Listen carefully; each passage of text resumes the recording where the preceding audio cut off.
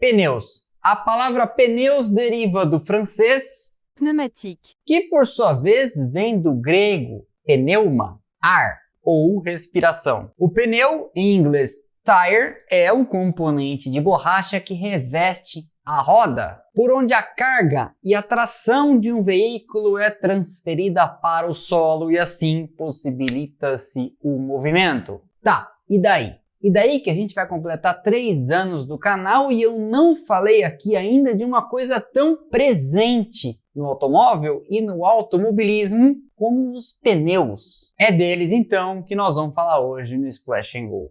Vamos lá!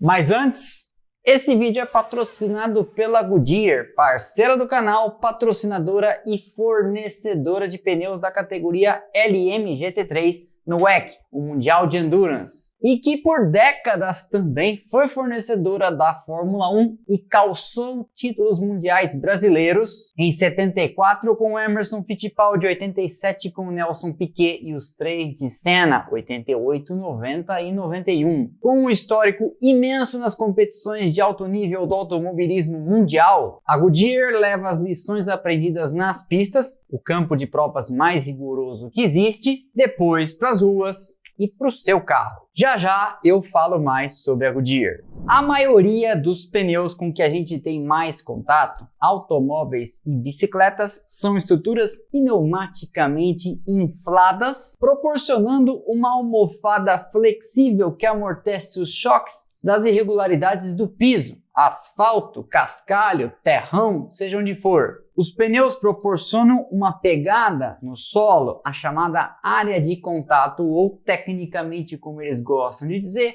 banda de rodagem. Só que para a gente apreciar, analisar, poder contar apropriadamente a história do pneu, a gente precisa conversar antes sobre a maior invenção da história da humanidade. Acho que é a maior, a roda, sem a qual provavelmente não estaríamos aqui como sociedade, muito menos como canal. Imagina um automobilismo sem rodas. A primeira aparição de que se tem registro da roda data de 3500 a.C., na era neolítica, pouco antes da Idade do Bronze. Começando na agricultura, logo as rodas foram sendo implementadas em todo tipo de transporte de pessoas ou de cargas e animais. E um dos primeiros e evidentes problemas que essas primeiras rodas tinham era o desgaste. Embora a rotação em volta de um eixo constante fosse imensamente facilitadora para o transporte, como eu falei, de pessoas, animais e carga, ao longo do tempo e do caminho, esse movimento desgastava as rodas, que eram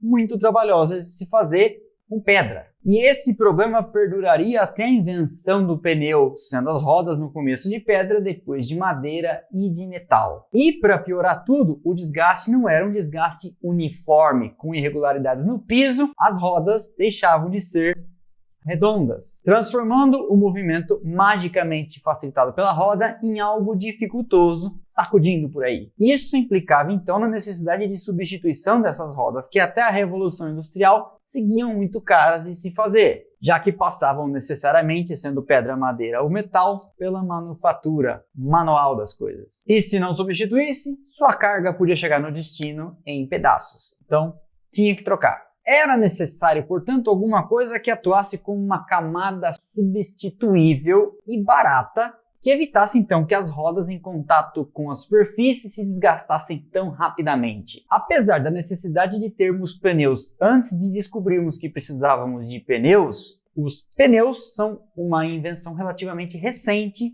na trajetória da humanidade. O último estágio antes dele eram as rodas de carroça de madeira com uma cinta de metal por fora, ou seja, já tivemos pneus de ferro, mas a gente não sabia que pneus eram pneus, até porque pneu tem ar e metal não tem ar dentro, enfim, você me entendeu. E se você acha que carroças com pneus de madeira e cintas de metal por fora são algo desconfortável, você tem toda a razão. A colonização do oeste americano foi inteira feita em pneus de metal, as carroças das diligências. A borracha teria sido descoberta pela primeira vez em 1736, quando o explorador e cientista francês, acho que é Charles Marie, colheu as primeiras amostras dessa substância extraída das seringueiras na América Central e do Sul e as levou para a Europa. Inicialmente, a primeira aplicação a que se deu a borracha foi a de borracha, aquela do colégio, lembra? Substituindo algo que era usado para apagar o que se escrevia errado, e eu descobri fazendo essa pesquisa: miolo de pão. Como é que é? Isso mesmo. Mas a borracha do colégio se há de convir comigo que é bem diferente da borracha resistente e quase indestrutível dos pneus, certo? Pois é. Entra em cena um processo descoberto por acidente num laboratório chamado vulcanização. Ela foi descoberta ora por Charles Goodyear e ocorre basicamente quando a borracha entra em contato com enxofre e é aquecida. E esse processo transforma a borracha, bem parecida com a do colégio, em algo mais próximo dos pneus, muito mais resistente, não perde a forma facilmente, sendo perfeita para aplicações muito mais demandantes do que a borracha do colégio. Em 1839, enquanto experimentava com borracha e enxofre, Goodyear teria acidentalmente derrubado então a substância vinda da seringueira próximo do fogo de um fogão. Para sua surpresa, a borracha então em contato com o enxofre não derreteu como seria o esperado. Ao invés disso, saiu dali um material muito mais duro, firme e resistente a temperaturas mais extremas. E o nome do processo, vulcanização, veio do deus romano Vulcano, deus do fogo e do metal. E sua escolha vem do emprego de calor no processo então de vulcanização. Esse processo revolucionou o uso da borracha na indústria, tornando possível então a criação dos pneus e o emprego da borracha em N outras formas de uso. Produtos de alta tecnologia e qualidade como os pneus da família Eagle, que equipam de fábrica os Porsche 911 da série 992 em diante. A Goodyear tem uma passagem monumental pelas pistas, presença atual, e eu te conto um pouco mais disso agora. Desde os anos 50, a Goodyear tem presença na NASCAR, sendo fornecedora exclusiva de 1997 para cá. Tiveram presença relevante também na Indy, 14 vitórias nas 24 horas de Le Mans, 368 vitórias na Fórmula 1 e, como se não bastasse, foram os primeiros pneus levados pela humanidade para a Lua. Sim, para a Lua. Eu cresci vendo os pneus da Goodyear correndo, seja pela televisão ou no meu primeiro Grande Prêmio do Brasil em Interlagos, 1997. E para conferir a família Eagle de produtos, eu vou deixar o link aqui embaixo na descrição e depois do vídeo dá uma passada lá para dar uma olhada. Tá, mas e os pneus de corrida? Esse canal não fala de corridas? Sim, vamos lá. Os primeiros carros e também os primeiros carros de corrida, e no começo, se há de convir comigo, eles eram bem parecidos, usavam pneus de borracha maciça, semelhantes àqueles usados em carruagens e bicicletas. Esses pneus para os carros de rua eram extremamente desconfortáveis e tinham um desempenho primitivo. E nas pistas, então, tinham pouca ou nenhuma tração e péssima aderência. Veio então a invenção do pneu contendo uma câmara de ar, dando então razão ao nome pneu. Com o crescimento do automobilismo nas primeiras décadas do século XX, a demanda por pneus com melhor qualidade e durabilidade, evidentemente, subiu. Foi nessa época que surgiram então os primeiros modelos pensados especificamente para as demandas das corridas, que eram no começo ligeiramente diferentes às das ruas e hoje são completamente distintas. Nessa época, não só com os pneus, como também com a aerodinâmica, tudo era muito empírico, envolvendo tentativa e erro, já que laboratório, túnel de vento, etc., era uma raridade. Entre as décadas de 1920 e 1950, o desenvolvimento dos pneus passou por vários avanços, acompanhando o crescimento e a melhora do desempenho dos carros de corrida. Na década de 20, a ordem do dia era a máxima pressão na calibragem para facilitar a rolagem pela superfície. Você deve ter andado de bicicleta com pneu murcho e com pneu cheio. E com pneu cheio é mais fácil, certo? Pois é. Mas para um carro de corrida, isso tira um pouco de aderência. E para um carro de passeio acima de um certo tanto, diminui-se também o conforto. O desenvolvimento de padrões específicos na banda de rodagem começou a aparecer, ajudando no escoamento de água e mirando também na aderência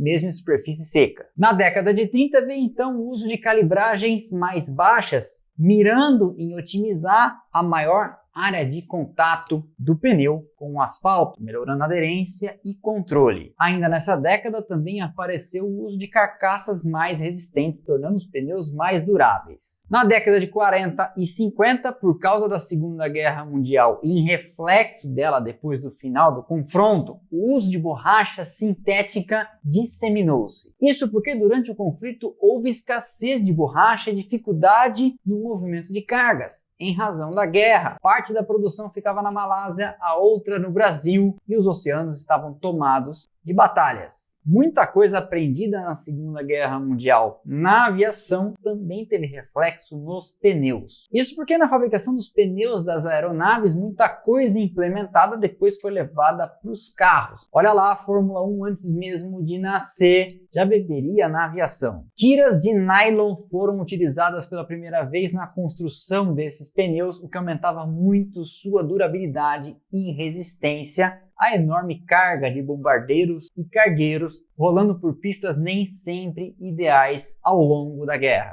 Na década de 50 vimos pela primeira vez os pneus com construção radial, com tiras ao longo da banda de rodagem, feitas, como sempre, para aumentar a durabilidade e impedir que ele se deformasse. Foi uma verdadeira revolução e os pneus passaram a apresentar desgaste mais uniforme, justamente porque as tiras não permitiam que a banda de rodagem se deformasse. Nas pistas, então, cada vez mais freneticamente começaram a surgir invenções que a gente já reconheceria nos dias de hoje, como, por exemplo, os pneus slick, sem as ranhuras, usados, é claro, exclusivamente para pistas e necessariamente em condições de pista seca. Quer dizer, quase sempre, Barrichello e Senna que o digam. E o seu uso trouxe também para dentro da Fórmula 1 e necessariamente de qualquer corrida de carros, pensar na estratégia. Afinal de contas, o pneu slick era uma beleza no seco, mas se chovesse, você precisaria estar preparado para substituí-lo. E essa substituição teria que ser rápida para não comprometer a corrida. Aliás, já fiz 2 episódios sobre estratégia e sobre pit stop. Link na descrição, como sempre. Aproveitando que eu falei de link na descrição, eu já te convido a deixar o like, que não custa nada, além dessa nova ferramenta do YouTube, o Hypar. É uma invenção recente do YouTube e você pode gastar 3 hypadas por semana com algum canal. Qual canal você acha que você deve fazer isso? Eu diria que esse aqui. Nossa comunidade aqui é fortíssima e eu já comparei, a gente às vezes tem mais like que vídeos com 10 vezes mais views de canais gringos gigantes. São vocês, a nossa audiência, 3 milhões de visualizações por mês, que tem condição de fazer virar ponteiro. Então, senta o dedo aí, beleza? Continuando. O desenvolvimento de pneus de chuva também avançou muito nessa época e muita coisa aprendida ali serviria então para os nossos carros de rua. A capacidade de tirar a água do asfalto e impedir que o pneu aquaplanasse, que é basicamente a borracha perder contato com o asfalto, porque entre ela e o solo há uma camada de água. Aquaplanagem. Essas inovações acompanharam a velocidade cada vez maior de implementações técnicas em motores e aerodinâmica da Fórmula 1. E os pneus não ficaram atrás. Ao longo das décadas de 50 e 60, a Fórmula 1 tinha vários fornecedores de pneus, um deles a Goodyear, com pouca ou nenhuma regulamentação sobre o que cada uma poderia fazer com sua borracha, e por causa disso, muita coisa era experimentada. Quando uma das fabricantes substituiu o algodão que era usado na composição da banda de rodagem por dentro por fios de nylon e conseguiu economizar 12 libras, mais ou menos 5 quilos por pneu, todo mundo percebeu que bons pneus não eram bons apenas para resistência, durabilidade e fazer curvas, mas sim ajudavam no equilíbrio e também nas velocidades em reta, já que 20 kg a menos para empurrar dava diferença. A gente sabe que dá. Afinal de contas, peso, a gente sabe, sempre pode e deve ser reduzido num carro de corrida. Mas peso demanda mais motor, mais combustível, mais freio, tudo isso desgasta mais os pneus. E se dos próprios pneus você conseguir tirar 20 quilos no total do carro, puxa vida, que melhoria. Com o crescimento exponencial da aerodinâmica e os motores turbo no final da década de 70, as fabricantes tinham então a imensa tarefa de correr atrás do prejuízo, vamos dizer assim, e desenvolver pneus cada vez mais resistentes para suportar a carga. Também buscaram na época reduzir a chamada relação de proporção e aspecto, que basicamente é a razão entre a largura e a altura do pneu. Pneus com uma menor razão têm maior superfície de contato, a chamada banda de rodagem, e tem uma menor barreira para o deslocamento para frente do carro, porque os pneus, caso você ainda não tenha se dado conta, são enormes barreiras criando resistência para o ar. Mas também não dá para ficar sem pneu, certo? Nessa época intensificaram-se os esforços de trazer aquela borracha sintética da Segunda Guerra Mundial, lembra dela? Para as pistas. A ideia era simular, e deu certo, em laboratório as reações dentro de uma seringueira no tubo de ensaio. Nem sei se era no tubo de ensaio, mas você me entendeu, no laboratório. Com isso, desde a origem, você conseguia mirar num produto final que tivesse as características que você gostaria, contribuindo também para homogeneizar e replicar muito mais rápido e barato todo o processo de obtenção da borracha. E aí eu aproveito para entrar num tema que com certeza está aí rondando a sua cabeça como um vagalume ou uma mosca. Se o pneu de competição não tem ranhuras como o pneu do meu carro, que quando tem os sulcos baixos a legislação de trânsito diz eu sou obrigado a trocar, senão não posso mais rodar, como dizer se o pneu desgasta-se ou não, uma vez que ele já está careca desde que é calçado pela primeira vez no carro? Excelente pergunta e eu te respondo. O desgaste não é aparente num pneu slick. Quer dizer, às vezes é aparente, mas enfim, você me entendeu. Ele continua liso, porque afinal de contas nunca teve sulcos. Mas lembra que eu venho falando aqui sobre a trama interna, a carcaça e as tiras de nylon ou outros produtos que compõem o todo do pneu por baixo da camada aparente de borracha? Pois é, tome aquilo como a trama de um tecido que tem lá as fibras entrelaçadas. Essa trama do tecido, você puxa, ela volta, você puxa, ela volta, só que se você continuar puxando e ela voltando, em dado momento você puxa e ela já não volta para o mesmo lugar. Afinal de contas, ela vai então esgarçando e perdendo suas propriedades. O pneu recebe toda aquela carga de esforço da velocidade, do contorno de curva, das frenagens do carro. Logo, a cada curva, a cada frenagem,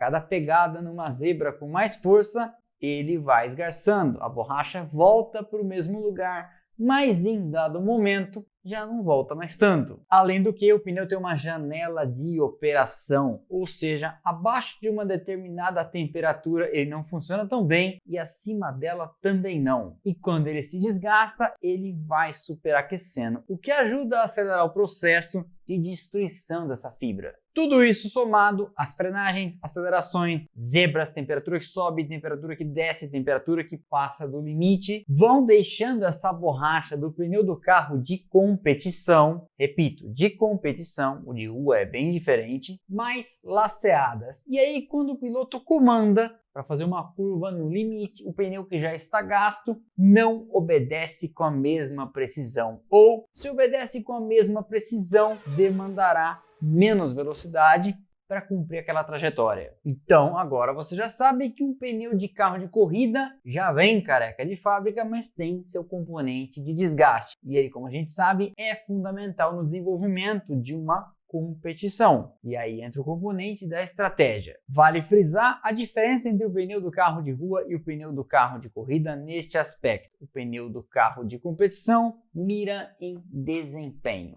O pneu do carro de rua mira em durabilidade, segurança, conforto e, claro, custo. Então são coisas bem diferentes. Com a introdução maciça dos pitstops nos anos 80, primeiro para reabastecer, mas concomitante a isso também trocar os pneus, e eu falei disso no detalhe em 2 episódios, um sobre a estratégia e outro sobre a história dos pitstops na Fórmula 1, começaram a proliferar-se os compostos diferentes de pneus. Sabe quando a gente ouve falar por aí, médio, duro e macio? Pois é. Essa diferenciação tem 2 extremos, o duro e o macio. E eles, os 2 extremos, têm 2 características muito fortes. O duro, mais resistência, o macio, pouca resistência. Só que aí o macio tem muita aderência, agarra forte no asfalto e o duro já não tem tanto. Então, cada escolha, uma renúncia. Você quer fazer um trecho mais longo com menos velocidade? Calça duros. Você quer menor durabilidade, mas muita velocidade por um espaço mais estreito de tempo?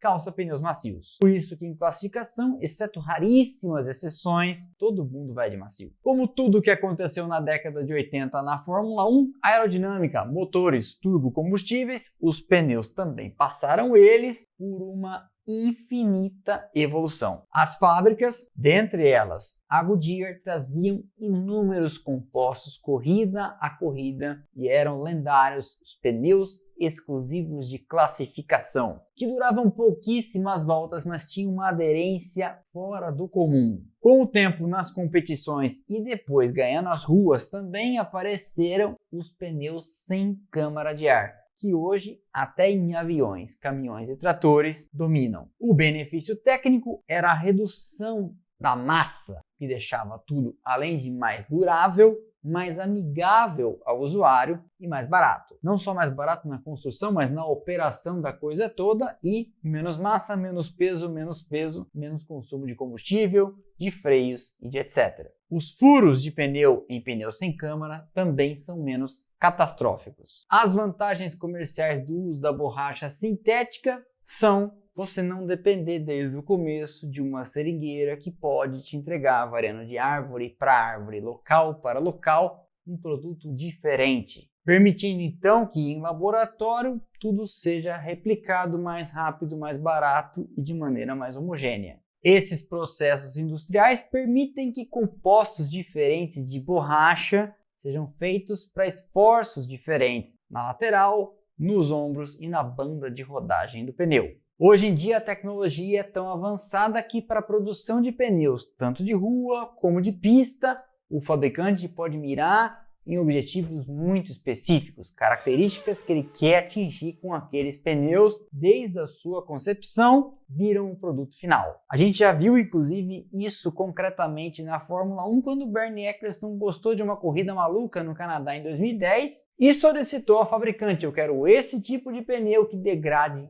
rápido, apimentando a corrida e a competição. E em razão dessa tecnologia moderna de hoje em dia, é possível desejar e obter o pneu para isso. Por fim, nessa caminhada, como são, afinal de contas, fabricados os pneus? Eu peguei uma descrição muito divertida aqui no site da Goodyear da Europa e trago para vocês. Lá eles dizem que um pneu é algo parecido, mas diferente a uma pizza. O pneu é construído de dentro para fora, tendo, como numa pizza, uma variedade de ingredientes. Borrachas, preenchimentos, antioxidantes são adicionados e chega-se a um composto preto e pegajoso que é enviado para laminação. Esse composto é laminado, resfriado, antes de ser cortado em tiras que vão formar a estrutura básica do pneu. Nessa etapa, em paralelo, outros elementos como os cordões e as tiras de aço são preparados. Usando grandes máquinas, nessa fase seguinte, a carcaça básica do pneu, chamado pneu verde, é montado. Começando, como eu falei, de dentro para fora, vem a carcaça, seguida pela banda de rodagem, parede e o ombro. O pneu a essa altura começa a parecer com o que a gente conhece. Usando moldes quentes da chamada prensa de cura, o pneu é vulcanizado, lembra? Comprimindo então todas essas camadas numa coisa só, que torna-se a borracha do pneu. Nenhum pneu sai da fábrica sem uma cuidadosa inspeção. A Goodyear conduz testes aleatórios nos seus lotes de raio-x e a inspeção cortando ao meio, que é feita por especialistas. Tudo para garantir que o pneu que vá para as ruas tenha os mais elevados padrões. Na Fórmula 1 e em todas as categorias, para ser honesto, a gente já viu corridas e campeonatos, por que não, sendo decididos pelo uso da borracha. Quantas vezes a precisão de um piloto e saber dosar o ritmo, apertar quando é o caso, aliviar para chegar no final, deram vitórias, campeonatos, pole positions e etc. Como eu falei no começo, os pneus são algo tão intrínseco e profundamente ligado ao automobilismo que a gente pode até por um segundo perder o foco de algo sem o qual não tem corrida, não tem automóvel. Legal demais, não? Você conhecia tanto da trajetória dos pneus como a forma com que eles são feitos, testados e até como a sua composição acidental foi descoberta lá atrás? Pois é, eu aprendi demais para fazer esse roteiro. Espero que você também tenha curtido. Esse foi então mais um episódio do Splash and Go no YouTube. Eu espero que vocês tenham gostado. Deixa o like, é de graça, não custa nada e ajuda demais o canal. Quebra essa pra mim, além de deixar o hype. E eu te vejo aqui nos próximos vídeos e lá no Instagram, Twitter, TikTok e Telegram do canal, onde tem bastante conteúdo diário. Os links para essas redes estão passando aqui embaixo. O link está lá embaixo na descrição. Na descrição também temos o link para as redes de Telegram